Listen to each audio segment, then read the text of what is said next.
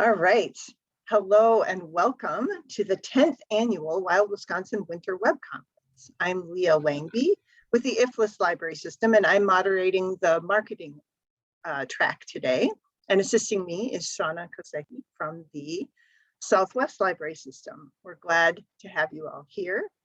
Our presenter for this session is Angela Hirsch with Novelist and librarymarketing.com. She will be discussing drawing people back into the library. And Angela, whenever you're ready, please begin. Well, thank you very much. I really appreciate that lovely intro. And I appreciate everybody who's coming in to the session this early in the morning. I hope you're not too cold. It's like 21 degrees here in Cincinnati where I live, and I understand it's about similar in Wisconsin. So that's awesome. We're going to warm ourselves up a little bit by talking about how to get people to come back into our libraries or to use our libraries again. So everybody should be able to see the first slide. And I am, again, really honored to be part of this conference. This is the second year that I have been here talking with all of my friends in Wisconsin. Wanted to make sure that you have my contact information for after the session. I welcome emails. So my email is there on the screen, ahirsch@ebsco.com. If you have any questions, if you think of something after the session, if you're noodling around an idea for marketing or promoting your library later on and you want to run it by someone, please feel free to reach out to me. I love getting emails from folks all over the country, and I will do my best to get back to you shortly. I love also connecting with people on social media. So my handle on Twitter and Instagram is Webmaster I'm on LinkedIn too under my real name. And as Leah mentioned at the beginning, my blog is superlibrarymarketing.com. Would love to have you come there. If you like what you see here today, you probably get some more ideas from the blog. And I'm also always taking ideas for future blog posts and library marketing shows, topics from folks like you who are working in libraries. So that's all my contact information. And want to just kind of set the stage for what we're going to be spending the next hour talking about. And also, by the way, wanted to tell you, if you have questions during today's session, you can go ahead and put them in the chat. I'm probably going to answer most of them at the end, but I'm going to keep an eye on it just in case somebody says something that I really want to address at the moment. So that's how you can get questions to me. So we're here today, obviously, to talk about how to get people back to using our library. And I want to take you back to the days before the pandemic, because libraries were doing a pretty darn good job at that time of getting people to come in physically to their branch. So we had found a groove. I don't know if you remember, there was a poll that Gallup did that was released, I want to say it was toward the end of 2019, where they did a survey of what people do in their leisure time. And libraries were at the top of the list. There were so many great articles about how this poll showed that people were visiting the library more than they were zoos or theaters or the aquarium or casinos. We were leading the way for American leisure activities. So this is our starting point, and I think might be the source of a lot of frustration that you're feeling, I'm feeling, all of our friends in the library world are feeling. And the pandemic has done a lot of things. It's given us space to think about our work in libraries in a new way. And I personally think this is a turning point, actually. I think the pandemic did something for us that can be looked at in a positive light, which is that we have now the space to experiment and do new things with our library services. But it also, it demonstrated to us that our library is more than our physical building. Our library is all of the things that you do for your library in and outside of your building. And so as we go through the session today, and I'm giving you some tips on how to get people back to using your library, I just want to be really clear. When I say using your library, I don't just mean visiting your physical building. I mean the whole of your library, the digital services that you do, the outreach, the in-person things that you do. And I say that because our communities have really gotten used to some of those services that we provided out of necessity during the pandemic. And now they want it because they're convenient and they work for them. There's also a certain portion of our community, especially right now, that just does not feel comfortable coming back into the building, being around people. It's not you, it's the people, the other people in the community that they don't really want to be around yet. And so we have to acknowledge that that's a thing. And all uses of the library, digital and physical, are good. That's what we want. So that's what we're going to be talking about today. And many libraries, as I mentioned, have been dealing with trying to get people back in to use the library. Enoch Pratt Free Library is a pretty large library in Baltimore. They are also facing this. And I wanted to use this as an example because a lot of us are thinking about what is summer reading going to look like this summer. And Enoch Pratt faced that dilemma last summer, 2021. They were really trying to figure out how to make the summer reading accessible to people who weren't ready to return physically to the library yet because of COVID concerns. So they wanted something that was unique and easy to do and didn't cost a lot of money, but that would draw some excitement. So they created a summer reading box. So in the box for summer reading, every box contained a book, a prize, an event calendar for some of the in-person events that they did, plus their virtual events that they were still doing at that time, and a scratch-off ticket, which revealed a prize. So the person who got the box would need to come to the physical library to pick up their prize. The boxes were available at physical library locations. So you'd have to go pick up the box and then come back to redeem your ticket. That's 2 visits. And they did a new box for June and July. So in total, that's 4 visits that someone who's participating in summer reading would be compelled to make to a physical library branch. So not only did their visitation go up because of this, but they also got 5 times as many signups as they did in 2020. Now, 2020 was during the pandemic, but I use this as an example because it is possible to start building back usage of the library.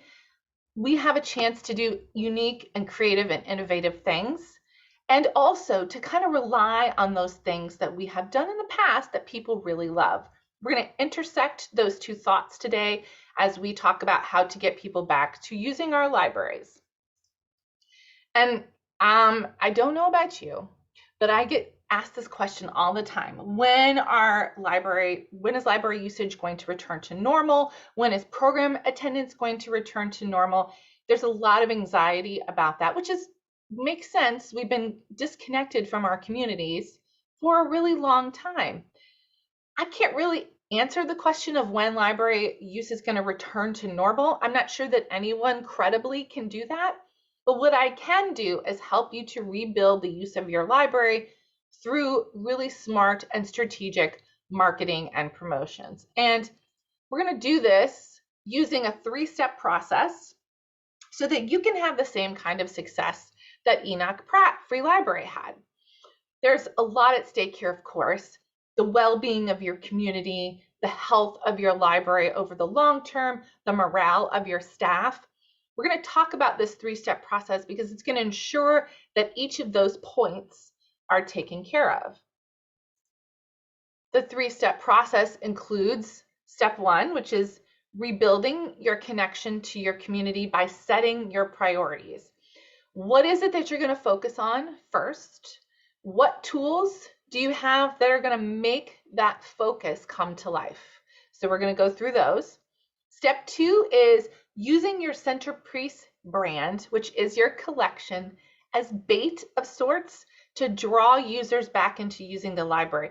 Your loyal readers and readers in your community are the target audience that is most likely to interact with your library first in these circumstances. So we're going to look at how to use books as a lure, so to speak, to target marketing of other library services to those readers. We're going to talk about building trust in your library using your collection and how to bridge the gap between books and your other services. I'm going to give you lots of examples that you can use at your library.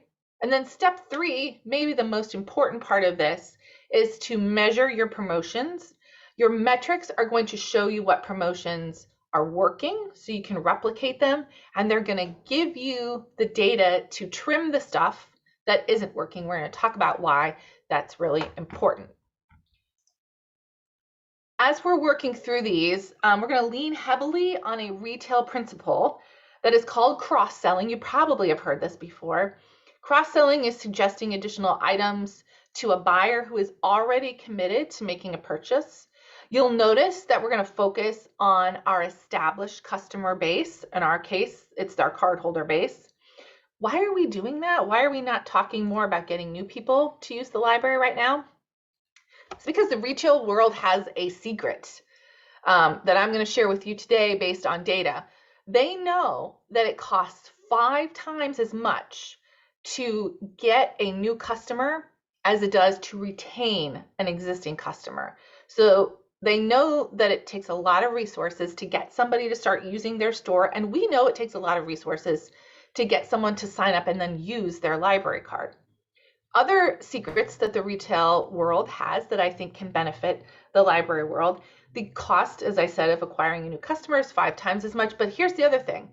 Once you get that new customer, your success rate, or how much you can get them to use the library, is 5 to 20% versus an existing customer or cardholder, in our case, getting them to use the library. Again, data shows you have a 60 to 70% chance of getting them to do that. So that's why we're focusing on number 2, our existing customers right now, because those are the folks we got to get using the library again first to build up our usage. All right, so by the end of the day, I just want to kind of erase all the anxiety that you have about this and give you a new vision for getting library usage up again. So we're going to get into step 1 here: setting your priorities. When we were in the pandemic, we did this thing out of necessity, which is we promoted everything to everyone. Made sense. We didn't have, in most cases, the ability to talk to people one-on-one. We had to rely on the digital world, on social media, on our email lists, and we just really wanted to make sure that our community knew all the things that were available at the library. So we did a lot of all cardholder messaging on all the platforms. That, I think, is not going to work now. I think we need to start thinking again about targeting our audiences and setting priorities. And we're going to segment and we're going to strategize. And our strategy is going to be grounded in what goals our library wants to reach right now. So I want you to think for just a second about whatever the core focus is of your library right now. What is it that your library director, your senior leaders, if you're a director or senior leader, what is it that you want to get done in the next year? Many of us have a strategic plan. Lots of libraries are redoing their strategic plan right now because the pandemic has changed a bunch of things, and that's fine. But I know that your library has goals going on right now. It may be something simple like summer reading. Maybe you have decided this year you want to increase participation by a certain percentage or registration by a certain percentage. That's a goal that you can use in this kind of campaign. Maybe there's a library, I think it's in Virginia, that is doing a program, a year-long campaign called Year of Literacy, and they're doing all of their events, all of their promotions, all of their collection book displays. They're all focused on getting people to be more literate in all different kinds of ways, including digital literacy and press and media literacy. So that's a focus for their library. That gives anybody who's doing promotion for their library a place to know exactly, okay, this is our goal, this is what we're working on, and all the other stuff, we're not going to give that as much attention. This is going to be the main focus of all of our marketing promotions. I wanted to show you, this is an old strategic plan from the Everett Free Library in Pennsylvania. But if your library has a strategic plan or has even like articulated your goals in any way, this is a really good way to kind of pick this out and find where you can look for promotional ideas. So objective number 1 of their plan this is from 2018, was to increase the completion rate of their summer reading program, and they were going to do this over a 2-year span. So that's a promotional opportunity. One line there, I can already see, okay, during the summer and the months leading up to the summer, we probably should start thinking about focusing our promotions on summer reading and specifically targeting youth. And then down below under activities for staff, I love that they did this because they kind of laid out exactly what they wanted staff to do or needed staff to do to reach that goal. And one of them is to increase summer reading promotion in their schools with a specific focus on completion. So probably somewhere in your library's documentation, there's something like this that you can look for and pull out to give you that focus. If not, feel free to email your library director or your senior leaders and ask them, what do you want us to focus on this year? And maybe you think, I'm a librarian, I'm working in the reference center. How does this even apply to me? Every goal that the library has will apply to you no matter where you work, no matter what department you work in. There's always a way that you and your department can help make your library's goals a reality.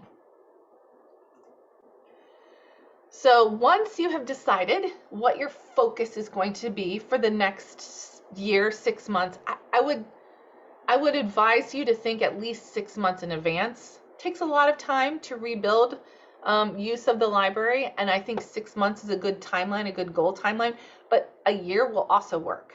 So think ahead, you've got your goals, you know what you're going to be trying to accomplish. Now you have to decide, how are we going to do that? And it's time to choose the tactics that you're going to use to make that goal a reality. Promotional tactics, if you've never used this term before, is basically all of the specific methods that you use to promote your library. So that's things like social media, your emails, your website, your catalog, your digital signs, your book displays, your print promotions, all that stuff is tactics. So I would tell you to make a list of all your tactics. What does your library use to promote itself? And normally what I will tell you is, I love it when libraries experiment, but for this specific purpose of getting people back to using our library again, right now we need to use the tactics that we know work for our audience. So if you have been thinking about starting a TikTok or whatever, or if you've been thinking about starting, actually social media is about the best example I can think of. If you've been thinking about starting something new, for this particular purpose, now is probably not the time to do that. We need to be relying on where we have already built audiences and where we know our audience interacts with our library. So find the tactics that are working best for the audience that you need to target to make that goal a reality. And one thing I want to mention is that you don't have to market your library or promote your library on all of your tactics. That's overwhelming to you as a staffer. Your time and energy is pretty valuable, and you've got 3,000 other things that you need to be doing. So pick 3. Pick the top 3 places where you know your target audience is going to be located and focus on creating promotions in those areas.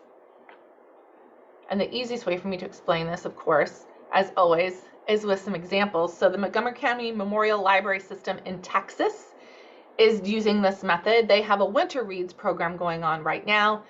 The top 3 tactics that they are using, and these are the places where they know their reading community will be interacting and will engage with library promotions, is Facebook. So they are doing Facebook posts. They also have a pretty robust website and a lot of website traffic. So they've created right at the top of their website right now, this big winter reading graphic that people can click on that takes them to a landing page that explains their winter reading program. And then email. They have a robust email list as well. And they get a lot of opens and clicks on their emails. So they have created an email section. You'll see it kind of down underneath where it says join the winter reading challenge in every single one of the newsletters that they are sending out during the time period that their winter reading program is happening. So easy to create those 3 things for the staff. You're not getting overwhelmed, and your audience isn't getting overwhelmed either. They're not feeling like you're pushing things on them all the time. You are being strategic and targeting your audience where you know they are located. So like I said, as a general rule of thumb, I would pick no more than 3.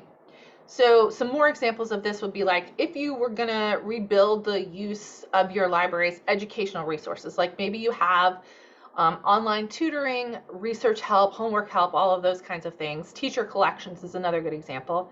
You know your target audience for that is going to be parents and educators.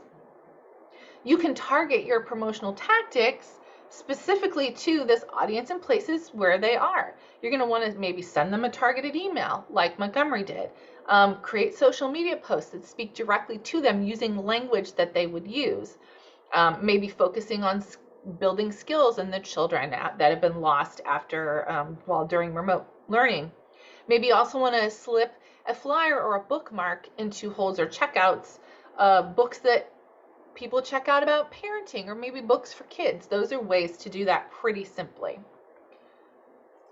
So once you have identified the 3 tactics that you're going to use, the ones obviously that are the most likely to bring you success, I want you to do 4 things with each of these tactics. I love lists, can you tell? So for each tactic, you're going to set 1 or 2 goals. 1 is probably good. By a goal, I mean you're going to say, okay, for our website, we would like to have 500 viewers over the next 2 months to look at this landing page. And we want 50% of those people who land on the landing page to click on the registration for winter reading. So you see how I've started to create goals that have a time frame and actual success measures, which are really hard to say, using numbers. It's very important to use numbers.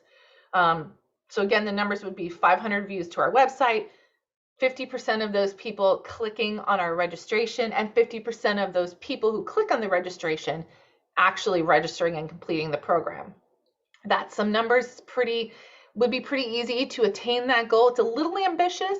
You kind of want to walk that line between being ambitious, but yet having a goal that you know you can attain if you do your promotions the right way.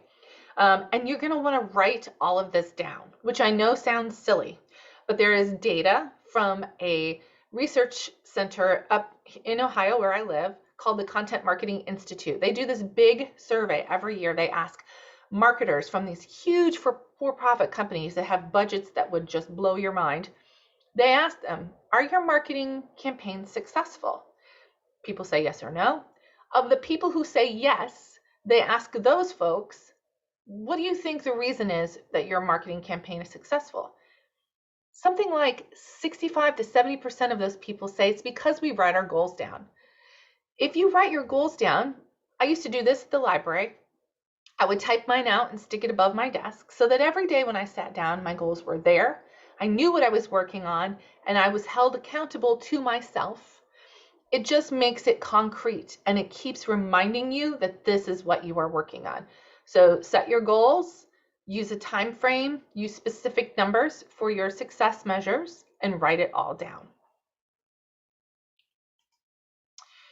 So we now have a focus. We've picked out our tactics. We have set goals for our tactics. We're ready to go. Step 2 of this process is to actually use our collection at our library. And by collection, I mean books and all of your digital books, ebooks, audiobooks. You can also include streaming music and movies in your collection because that usually comes out of your collection budget. Use all of those as bait to draw users back to your library. Like I said, your readers are really the folks who are most likely to interact with your library first in this time. So we're going to look at how to use the collection as a lure to target the marketing of all those other library services that we want to get people back to using. We're going to use books as the bridge. And the first thing we're going to talk about doing is so simple, very cheap, anybody can do it, bookmarks. I have a confession. When I worked at the library, I worked at the Public Library of Cincinnati and Hamilton County for almost 7 years. I didn't like bookmarks. I resisted making them and using them for promotions. And the reason why is because they're hard to track. It's very difficult to see if they're effective or not. I really loved digital promotions. Then I left the library to work for Novelist. and started using the library as just a regular patron. And what do I want when I go to pick up my holds at my local branch? I want a bookmark. I need a bookmark for every book because I always lose bookmarks. And I want to know what's going on at the library. So bookmarks can be really powerful. I've completely changed my thought process on bookmarks. I think you should create a bookmark that you can put into every hold or curbside bag. So you're gonna hear me say this a couple times today. I don't think anyone should ever leave your library space or an interaction with your staff without a piece of print material, and bookmarks are the easiest and cheapest way to do that. You're gonna I would suggest making 3 to start with. 3 that will match whatever your library's overall goal is, but that can be given to people maybe with different interests or different target audiences. So a good example of this is, let's say one of your goals for the year is to increase the use of your passport service, your museum passes at your library. Somebody comes into your library or places a hold at your library asking for travel books or adventure books or books set or involving a plot where people are traveling or having an adventure. You have a bookmark that is promoting your passport and museum passes. You slip that bookmark into those books and hand it to them. Or let's say one of your goals for the year is to get people to attend you have crafting classes, perhaps at your library. And maybe you have, I think it's called Creative Bug, which is one of the service vendors where people can use their library card to watch videos on how to do things. So let's say you want to promote those things.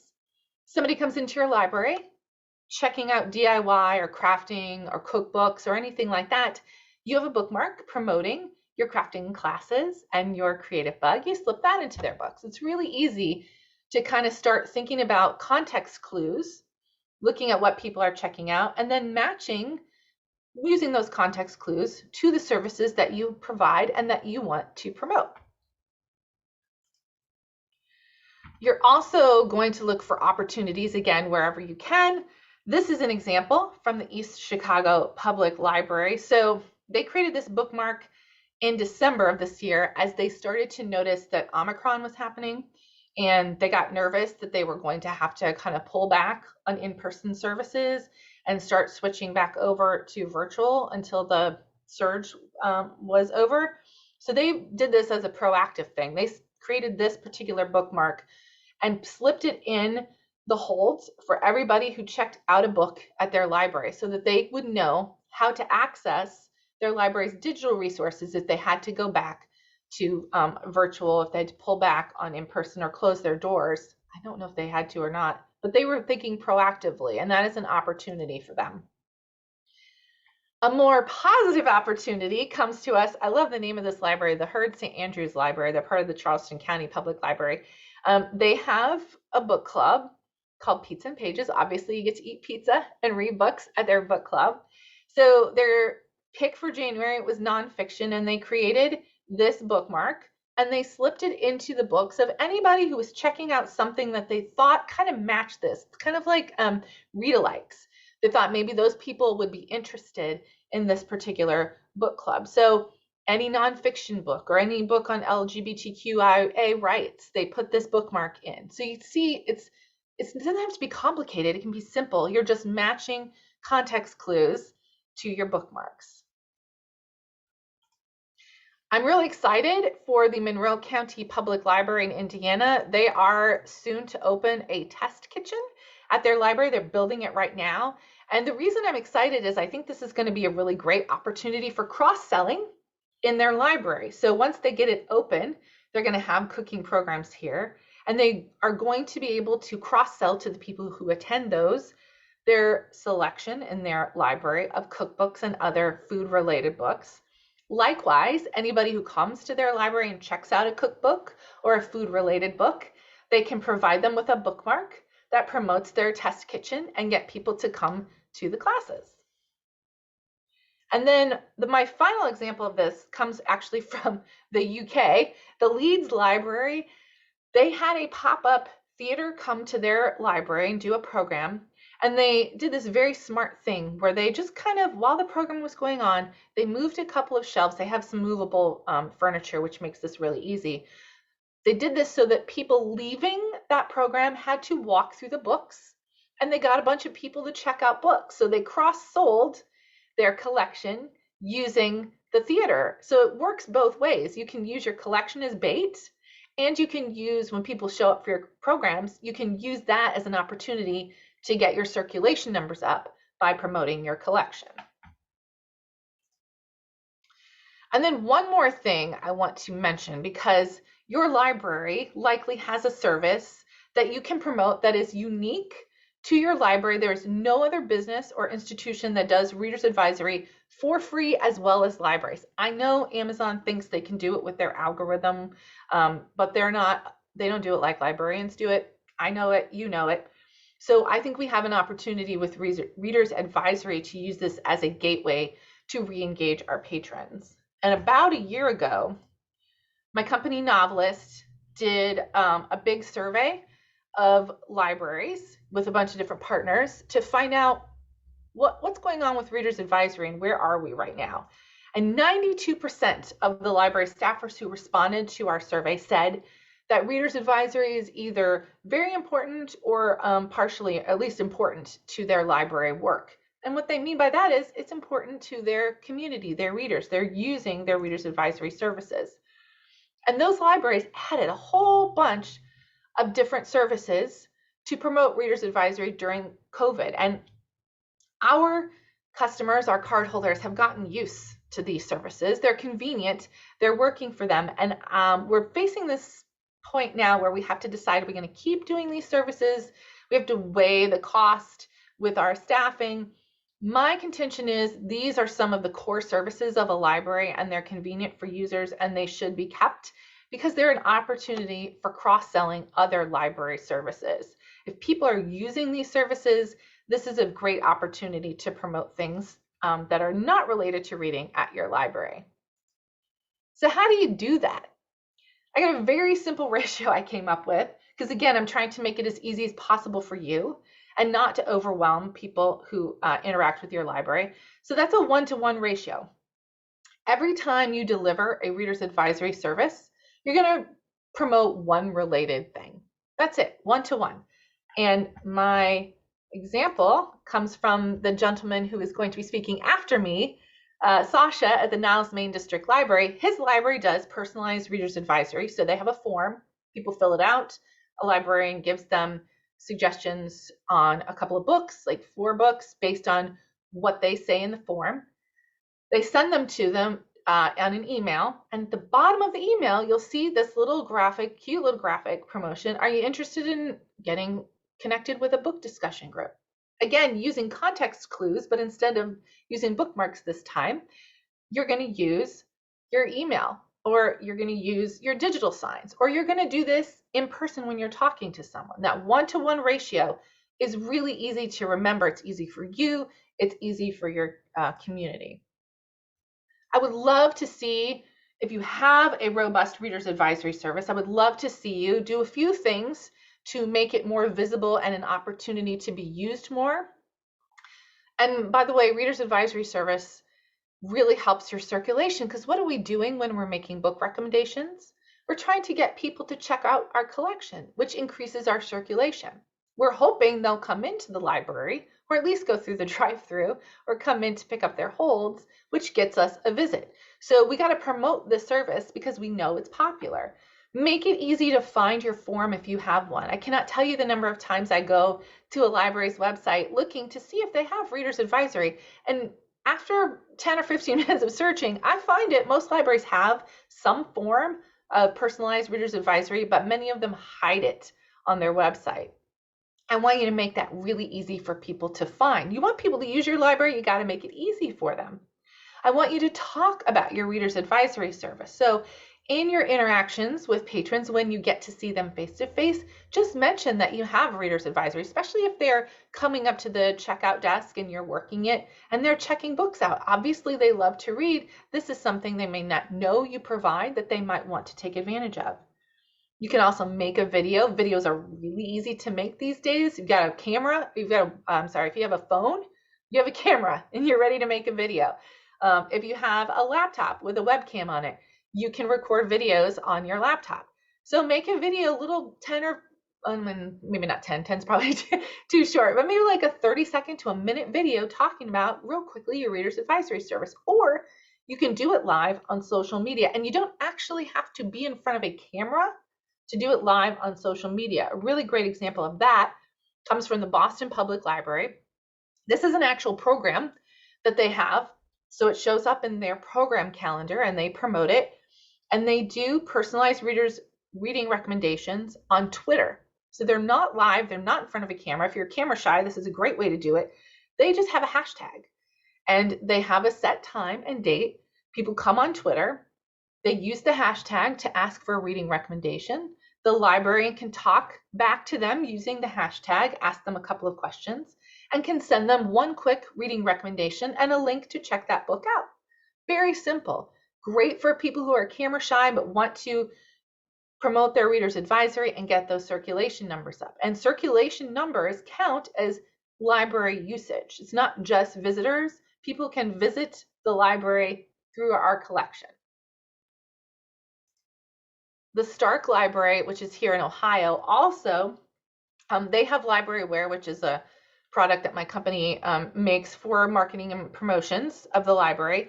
And one of the benefits of that is this thing called Next Reads newsletters. So Next Reads newsletters are sent out usually once a month. There are a couple that are sent out once a week, and they have reading recommendations in them that are linked to your catalog that have been picked by librarians. You don't have to do anything, just like completely automated. And Stark uses these Next Read newsletters as a way to, as an added value to their current cardholders. They have a landing page, which I'm showing you here on the screen, on their website, where people can come and see the newsletters and then also browse virtual bookshelves and then also get personalized reading recommendations. So they kind of packaged it all in one on this web page, which gets a lot of traffic on their website. So we are promoting things at the library using the tactics that work. And we're starting to get engagement, and people are starting to use the library in all the different ways, physically and digitally. When that happens, we have one goal, which is to maintain that connection with them. We don't want to lose that connection with them ever again. So we're going to do 3 things with every person that you interact with during your campaign to get people back into the library. The first thing is to get their email address. This is super important. Many libraries are still not collecting folks' email addresses. Social media is great, but the algorithms are in control and they are not friends of the library. Your email list is your most effective way to communicate with your audience. People love getting email from the library, and you have complete control over it. Nobody can take it away from you. So make sure you're asking folks to give you their email address when they're re-interacting with you so you can continue that connection. Another great thing to do is to ask them to self-identify their interests. So we talk a little bit about targeting specific audiences. One of the best ways to do that is just to ask people, what are you interested in? What kinds of programs would you like? What kind of books do you like to read? And segmenting them based on what they say they're interested in, rather than letting an algorithm do it. And then, like I said earlier, make sure you give them a print promotional piece. No one leaves an interaction with a library staffer without some piece of marketing promotional collateral. And then I have another idea to share with you, which might sound a little crazy, but I want you to hear me out because this is actually something I did at the Public Library of Cincinnati in Hamilton County before the pandemic, but I'll explain a little bit of why we do this, which is onboarding all of our cardholders, new and the the existing cardholder base. So normally, obviously, the process of onboarding is where we introduce our new cardholders to all the resources that our library has. But what I found in my work at the Cincinnati Library was that this is a really solid idea for re-engaging cardholders who've kind of fallen through the cracks or just out of the habit of using the library, whether it be the pandemic or some other reason. And the most effective way to do this is through email marketing. So now you know why I'm asking you to collect their email addresses. Your library can create a campaign of like 3 or 4 different emails that you send to cardholders at predetermined pace, usually once a week for 3 to 4 weeks. Those emails are going to slowly reintroduce your library resources to that base and inspire people to use their card again. So here's how you put together a campaign if you've never done one. The first thing you're going to do is make a list of all the popular resources at your library, the things that people really love. This might include your makerspace, your popular story times, laptop terminals, you have Wi-Fi access. Maybe you have a really great ebook collection. You're going to want to include information about all those popular features in your onboarding emails. Then you're going to make another list of all the hidden treasures at your library. And those are the resources that you know are helpful or unique to your library, but most cardholders might not know about. So they might be things like your online homework help or your small business resources, or if you have a library of things, that's a really cool thing. Library of things is a cool thing that a lot of people may not know about in your community. Those are your hidden treasures. So your onboarding campaign is really an opportunity to promote those to your cardholders. Now you're going to look at those 2 lists and you're going to narrow it down a little bit because we don't want to overwhelm people when they receive these emails. So with each email, you're going to take 1 resource from the popular resources list and 1 resource from the hidden treasures list and put them in an email. That's that 1-to-1 ratio again, and send them to all your cardholders to kind of reintroduce them to your resources. And just an aside, if you are a library aware customer, we have a series of onboarding email templates that really work well with this. These are based on the templates that I created at the library in Cincinnati. Don't tell them that I'm not stealing. It's completely designed different, but it was the same concept. I used that concept and I wanted to make it available to library aware users. So you can just search onboarding in the library aware search bar to find these templates, and you can pop something from your popular list and something from your hidden treasures list into these emails, schedule them and send them out. It's really handy. All right, so we have a focus for our year. We have lots and lots of ideas for using our collection to cross-sell our services and other resources for our library. Now, as this campaign has gotten going and we're sending emails and we're doing focus posts on social media, we need to start measuring the effectiveness of those promotions, because your metrics are going to show you what promotions are working so you can build on that success and repeat that 3-step process to continue to rebuild library use in physical and the digital space. And what I really love about metrics is that it saves you time and energy, because not only does it tell you what's working so you can keep doing that thing, it tells you what's not working. The thing we do in libraries oftentimes is add stuff to our plates without taking something away. And when you're measuring your promotions for their effectiveness, you're going to find that there are some things you've been doing probably for a long time that really are not working with your audience. And the data that you get from those metrics gives you permission to trim those things. There is no reason to keep doing a promotion in the same way that you've been doing it for years and years if it's not working. So data gives you the opportunity to use your time and energy more efficiently. I like to go through some very basic statistics and metrics to start tracking, especially if you have never tracked metrics before. These are like the very top line things that you should be tracking as you're working through your campaign and promotions to get people re-engaged with your library. So if events is something that you're trying to promote at your library, obviously you're going to be tracking attendance, but also surveys. And by surveys, I mean really what you want to do is ask people when they come to your event one simple question. How did you find out about this event? That tells you where that audience is interacting with promotions in your library. One question can open up a whole world of ideas and save you a lot of time and energy, because you're going to really see clearly where people are learning about your events out in the world. If your focus of your library is to increase your circulation, you're going to want to track some metrics around that. So that would be holds and checkouts of the books and other collection items that you are promoting to your library card holders. Say your focus is to get services, get more use of services over the next 6 months to a year. So there are some things you can track. Obviously, database use.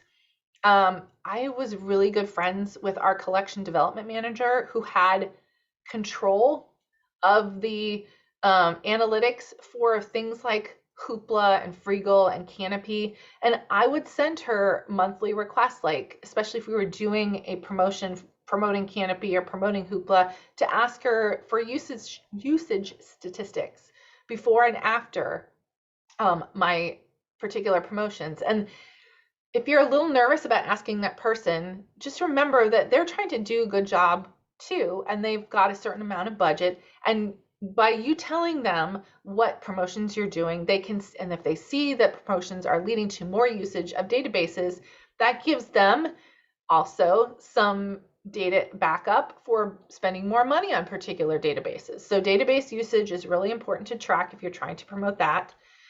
Let's say you're trying to get people to use your reference desk. You're obviously going to be tracking the reference questions and not only the amount, but what questions are your reference librarians getting. So you can kind of see if you're answering people's questions or if they continue to be confused or wondering about certain services.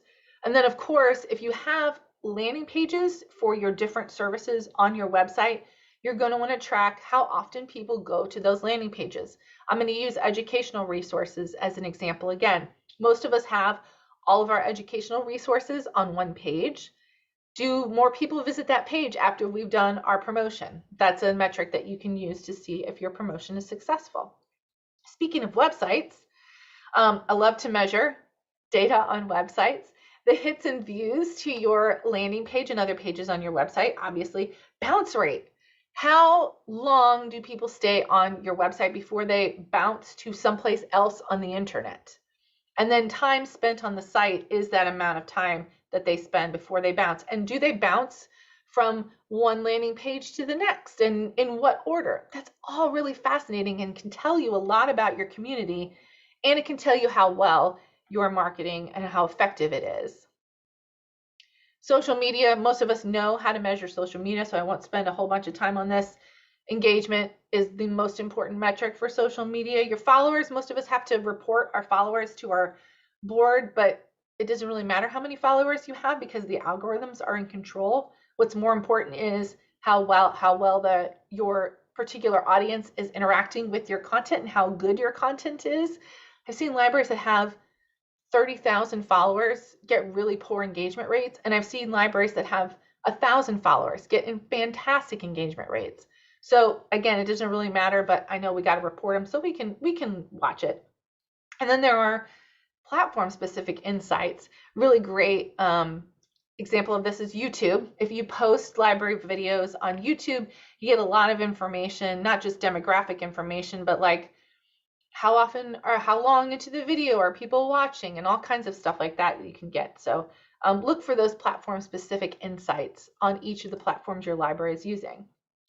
Email, obviously the open rate, although I should change the slide because I just attended a webinar last week where a very smart guy was talking about email and talking about how the open rate doesn't really count for anything anymore because most email providers like Yahoo and Gmail, when your email comes into someone's box and just like loads, like even in the preview, that counts as an open.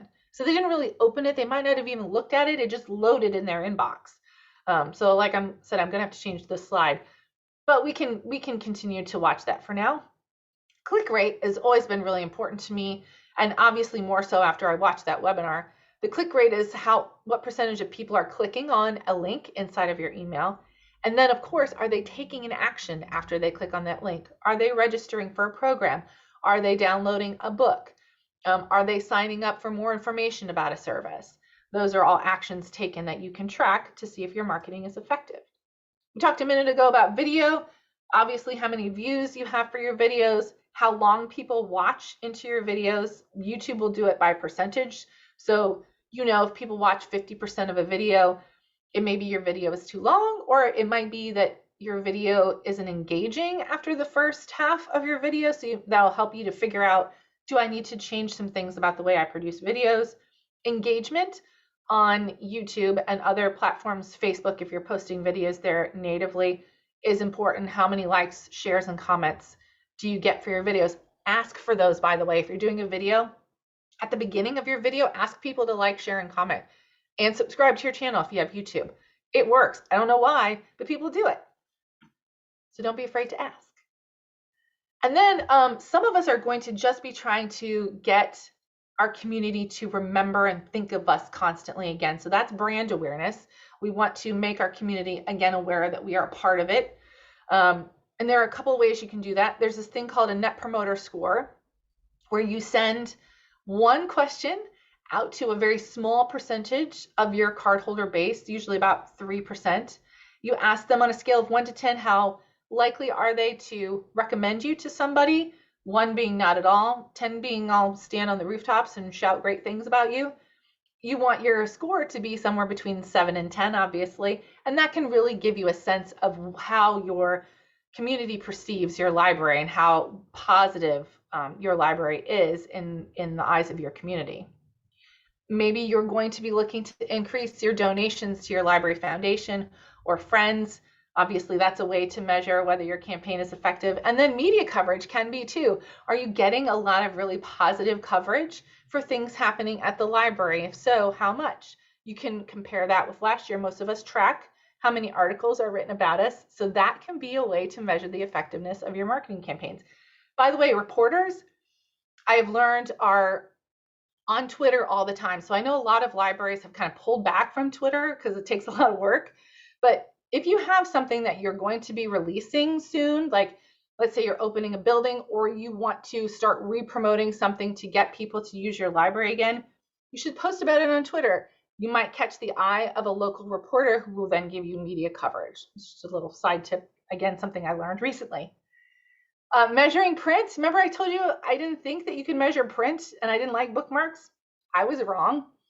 You can measure how many copies get picked up if you can keep track of that.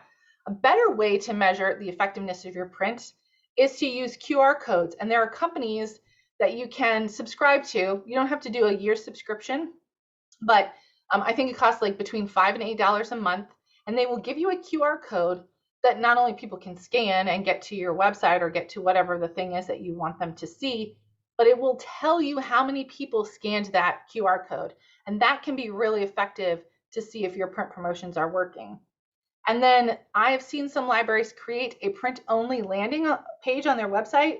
Summer reading is the best example of this. There are libraries that they do a summer reading page and then they create a clone, and they have one URL that they only use on print promotions so that they can track how many people are coming to that landing page. They know all those people are coming from print promotions, and they can see whether their print promotions are effective.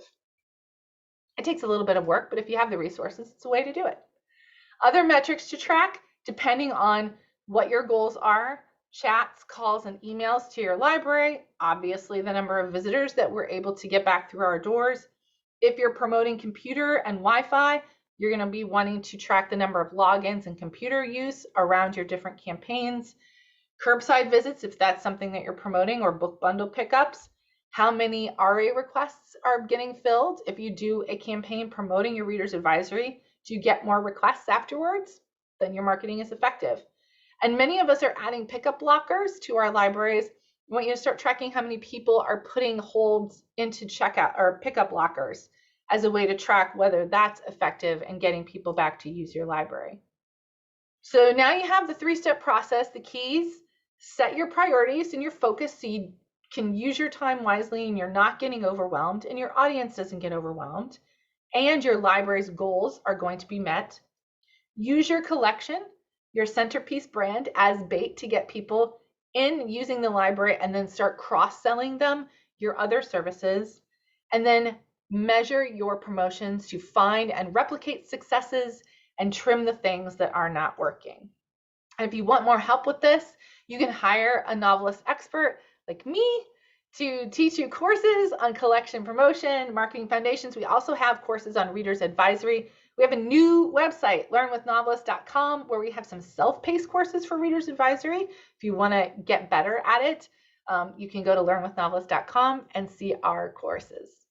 So now I am going to take questions, and we got a bunch of them. Yeah, can I picked out a couple that okay, sounds good, because we don't have a lot of time. Okay, so there are a couple that have to do with privacy and confidentiality. One person said that they do not, they try really hard not to really notice what people are checking out or pay attention to that. So how can that fit with the, do you have any thoughts about how that can fit with the putting bookmarks specifically in? Yeah, I mean, so I think it's okay for librarians to notice, as long as you're not telling the outside world what somebody is checking out. You know, you need to be, as a librarian, you're going to want to be connected with your community, and you're going to want to be paying attention to what they're looking at and reading, so that you can continue to provide those particular collection items to them, and so that you know what book displays obviously to make for people who like that kind of book or those kind of genres of books. I don't think there's any privacy problem with the librarian staffer working in the library noticing what people are checking out. The privacy issue more is, are you telling the outside world what people are checking out specifically to that person? So I don't see a privacy issue there. And I would just say, you know, you're doing that person a service by giving them more of what they clearly want from your library. I hope that answers the question. Related to that, privacy issues, are there privacy issues for using previously collected emails to send things if people haven't sort of opted in to those promotions? Do you have thoughts on that? That is a great question. I hear that all the time. The answer is no. The best way, if you feel weird about it, the best way to do it is to send one email to all of your cardholders and just say to them, look, we're going to use we'd love to send you more information about the library. We think that we have stuff that you would want and need to make your life better.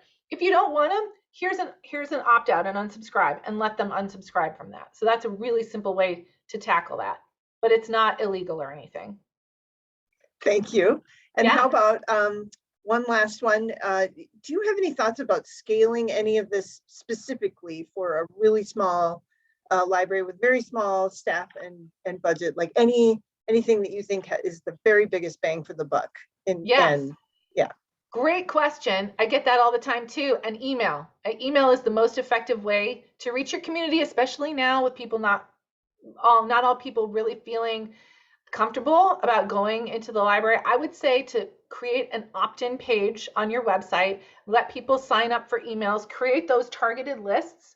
So maybe you want to send out a newsletter about your history department, or maybe you want to send out a newsletter for parents. You can put that on an opt-in page and promote it on your website, promote it on social media, let people sign up for those emails.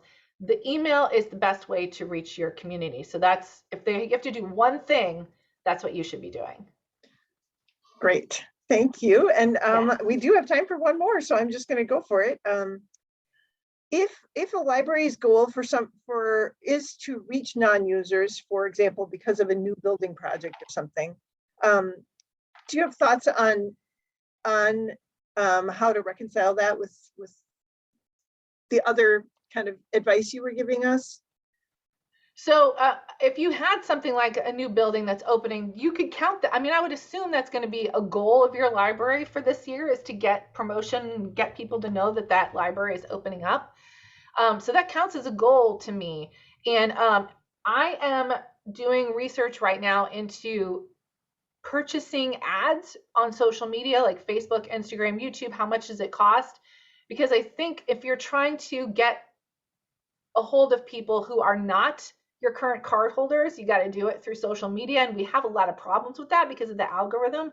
So I would tell this particular library to ask for budget. You don't have to have a bunch of money. You can do it. $100 is a lot of money to do ads on social media. If you had $100, you could reach non-card holders And that would count for me as a goal. If that's what you're wanting to reach, then reach our non-card holders. But I think if we're trying to get people back in and using the library, we got to focus specifically on our current card holder base, because you know they're going to use it. They've used it in the past, and your chance of success with them is much higher. Great. Thank you. Thank you so much. And you wrapped it up at exactly 10 o'clock. So that's Yay! Amazing. So thank you for a great session, Angela. Thank you, everybody, for coming. I really appreciate it. Yay. And all your attention. Great questions. Yeah. Just a reminder that there will be a short survey at the end of the webinar sent to your email. And we really appreciate that feedback. And also our next session in this track is with Sasha Vasilik, and it begins at 10:30. And we hope to see you there. But if not, I hope you have a great rest of your day. He's a great speaker. Show up. Yay. All right. Good testimonial. Thank you so much. Take care. Thank you. I appreciate the opportunity.